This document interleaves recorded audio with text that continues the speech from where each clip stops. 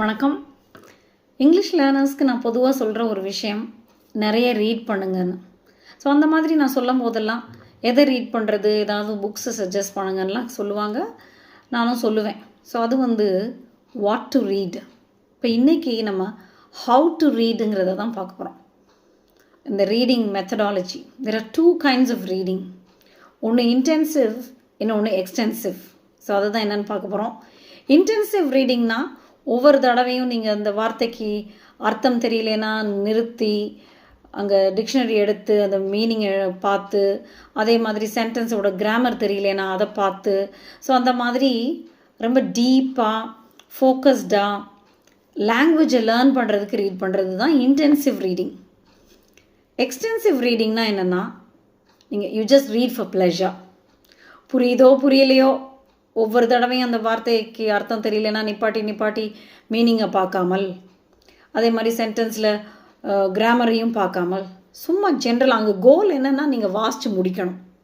ஒரு ஸ்டோரி எடுத்திங்கன்னா அந்த ஸ்டோரியோட எண்டு வரைக்கும் வாசித்து முடிக்கணும். அதே மாதிரி நியூஸ் பேப்பர், ஒரு நியூஸ் ஆர்டிக்கிள் எடுத்திங்கன்னா அந்த ஃபுல் ஆர்டிக்கிளையும் வாசித்து முடிக்கணும். அதுதான் அங்கே கோல், ரைட்? ஸோ அதுதான் எக்ஸ்டென்சிவ் ரீடிங், வால்யூம் நிறைய ரீட் பண்ணுறது. ஸோ ரெண்டில் எது பெட்டர் அப்படின்னு கேட்டிங்கன்னா, ரெண்டுமே வேணும். ஒரு லாங்குவேஜ் லேர்ன் பண்ணுறதுக்கு ரெண்டுமே தேவை. இருந்தாலும் ரெண்டில் எக்ஸ்டென்சிவ் ரீடிங் தான் ரொம்ப முக்கியம்னு சொல்லுவேன். அந்த இன்டென்சிவாக நம்ம படிக்கலைன்னா கூட நீங்கள் பொதுவாகவே உங்களுக்கு ரீடிங் ஹேபிட் நல்லா டெவலப் பண்ணி நிறைய புக்ஸ், நாவல்ஸ், மேகசீன்ஸ் அது மாதிரி ரீடிங் நல்லா டெவலப் பண்ணிட்டீங்கனாலே லாங்குவேஜ் நல்லா வந்துடும். Language acquisition, you see reading fluency வேகமாக ரீட் பண்ண ஆரம்பிச்சிடுவீங்க. ரீடிங் ஃப்ளூயன்சி உங்களுக்கு ஸ்பீக்கிங்க்கும் ஹெல்ப்ஃபுல்லாக இருக்கும். ஸோ ரெண்டில் எக்ஸ்டென்சிவ் ரீடிங் தான் பெட்டர் டெஃபினெட்லி. பட் எங்களோட லைவ் கிளாஸஸில் நாங்கள் ரெண்டுமே பண்ணுவோம்.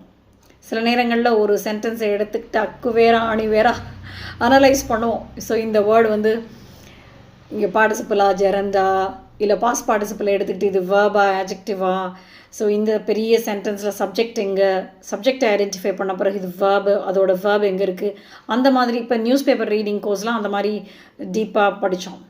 பட் ஜென்ரலாக ஒரு ஸ்டோரி எடுத்துக்கிட்டு எல்லாரையும் ஒரு பேஜ் ரீட் பண்ண சொல்கிறது லைவ் கிளாஸஸில். ஸோ அந்த மாதிரியும் பண்ணுவோம், ரெண்டுமே பண்ணுவோம். ஸோ நீங்களுமே ரெண்டு மாதிரியும் ரீட் பண்ணுங்கள். Over a period of time உங்களுக்கே தெரியும், நிறைய நீங்கள் வேர்ட்ஸ் நீங்கள் லேர்ன் பண்ணியிருப்பீங்க. உங்களோட கிராமர் இம்ப்ரூவ் ஆகிருக்கும், உங்களோட ஸ்பீக்கிங் ஃப்ளூயன்சி இம்ப்ரூவ் ஆகிருக்கும். ஓகே.